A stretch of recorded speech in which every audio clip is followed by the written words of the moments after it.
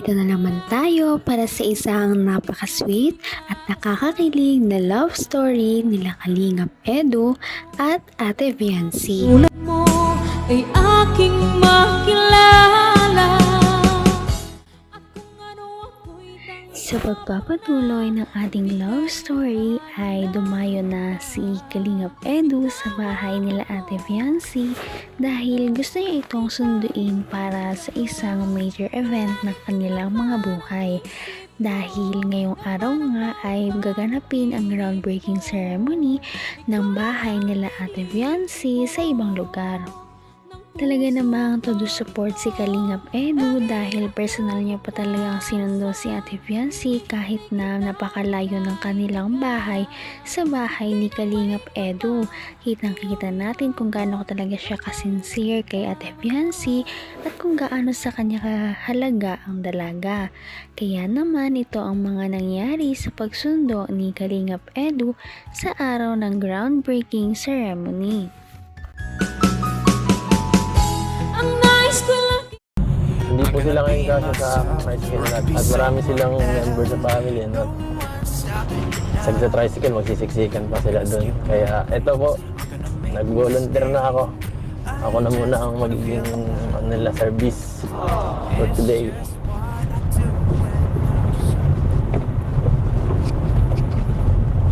Nawala yung tricycle. Ano kaya Tats? Ready ka na? Excited na. Groundbreaking guys.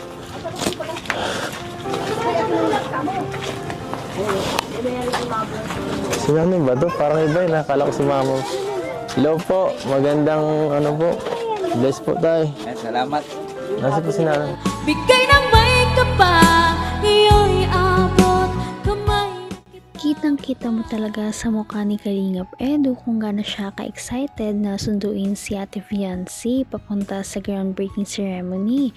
Ngunit kitang-kita rin natin ang mga mabibigat niyang paghinga at talaga namang parang kinakabahan siya sa pagpunta sa bahay nila Ate Viancy. Kitang-kita natin na bihis din ngayon si Kalingap Edu at hindi ito ang kanyang mga karaniwang pangporma pag pumupunta kila Ate Viancy. Kitang-kita na talaga namang importante ang araw na ito para kay Ate Viancy kaya importante din ang araw na ito para kay Kalingap Edu. Pagkapunta niya sa bahay nila Ate Viancy ay tumambad sa kanya ang isang bahay na punong-puno ng mga tao at iba't iba ang mga mukha kaya naman nagulat siya na buong pamilya pala ni Viancy ang nandoon sa araw na Baka yun. hindi ako talaban ng camera. Hindi. Baka hindi ako talaban.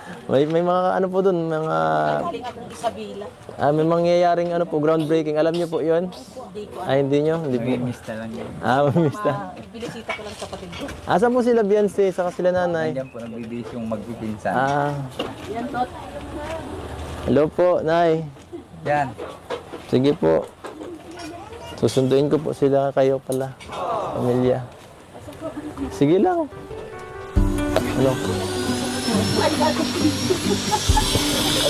Good morning. Grabe, ang ganda mo ngayon ah. Good morning. Good morning, wifey. Ano? Yan ang susot mo? Bagay. Masayaw ka ba? Ngayon nga lang nakita ni Kalingap Edu ang buong pamilya ni Ate Viancy kasama ang iba pang mga kamag-anak na nagmula pa sa iba't ibang lugar. Kaya pala nandoon ang kapamilya ni Ate Viancy ay dahil piyesta pala sa lugar nila kaya naman nagkaroon sila ng isang tipon-tipon at sama-sama at nagkataon na sumabay pa ito sa groundbreaking ceremony ng bahay nila Ate Viancy. makikita natin na napakaganda pala ni Ate Fiancé kapag kasuot ang isang dress. Bagay na bagay sa kanya ang mga dress na binibigay sa kanya ng kaniyang mga supporters. Sinusuot niya talaga ito at pinapahalagahan.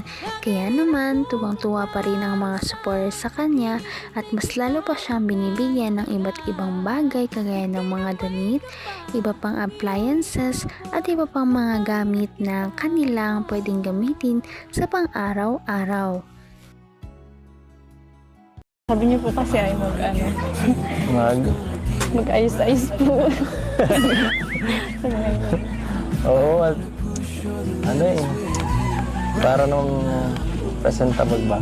Uy, grabe, daming ano ni tatay ah. May mga dala pa kayong handa. Pasok po. Sige lang, Po muna. susunduin ko kayo ngayon.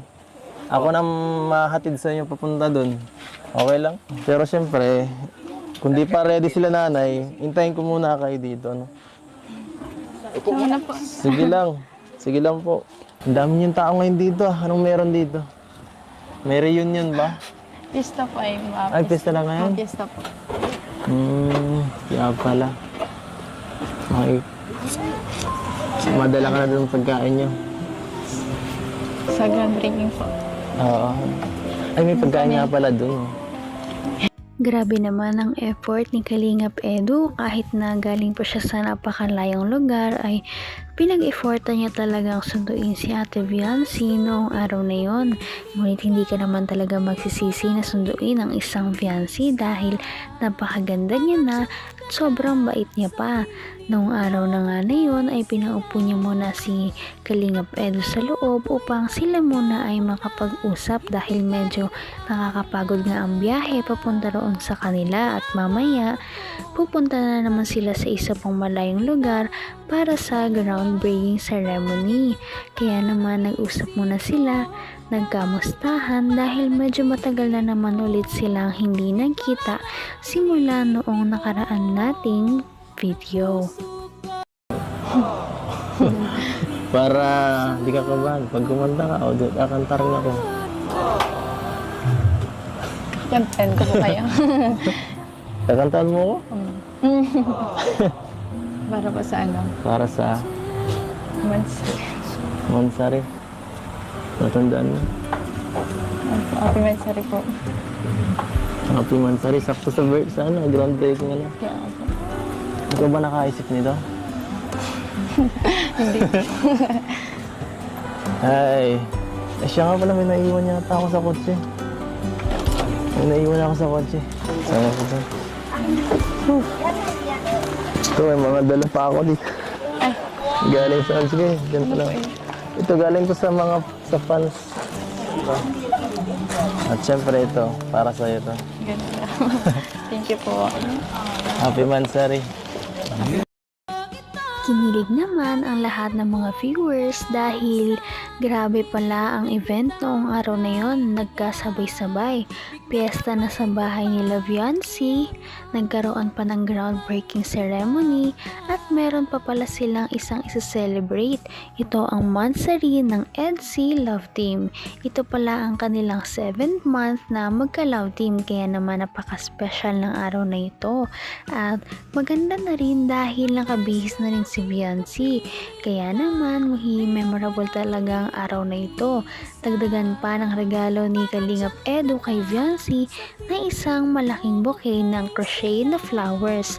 Kaya naman kitang-kita kay Ate Fiancé ang mga kilig at tuwa sa natanggap ng regalo galing sa kanyang hubby. Meron din po akong ano dyan. Ano? Regalo. Anong klase ng regalo? Pero mamaya na po. Mamaya na. Excited na ako. First time mo mabigay sa akin, ano. Ay, meron na pala dati, pero parang iba to eh. Ngayon ko lang may binigay sa ano. Sa mansari natin eh. Nakakatuwa. Pinag-ano mo talaga. Pinag-e-effortan mo. Siyempre po, lagi po kayo yung nag-ano eh. Lagi mo ako inaalala. Kayo po lagi yung nag-ano effort para sa yung kayo po lagi nag-regalo. Grabe, sweet naman yung wife. Dapat ang bigyan. Gusto mo ako naman? Grabe. Thank you. Thank you. Anong nakain mo ngayon? Anong nakain mo? Kain. Kakain. Hindi na nakakagulat na magbigay si Kalingap Edu ng surprise para kay Ate Viancy. Ngunit ang mas kinagulat talaga ng lahat ng buong Kalingap team at ng mga supporters nila na matagal nang nanonood ay meron palang gift ngayon si Viancy kay Kalingap Edu, dahil ito nga ang first time na magi-gift siya kay Kalingap Edu, dahil hindi naman talaga siya nagi-gift dahil masyado siyang mahiyain. Kaya naman excited na ang lahat kung ano nga ba talaga ang laman ng mga gift ni Viancy noong araw na yon. Ngunit bago yon ay magpupunta muna sila sa groundbreaking ceremony bago nila malaman kung ano ba ang mga gift ni Viancy. At yan ang ating tatalakayin sa ating mga next na video. Ngayon'y abot Kaya naman, sana ipatuloy natin silang suportahan at mahalin si Viancy, si Kalingap Edu at ang Kalingap team. Yun lamang at maraming salamat sa panonood. Abangan natin kung magkakatuluyan ba talaga si Kalingap Edu at Viancy. Hanggang sa muli. Bye! ngayon'y abot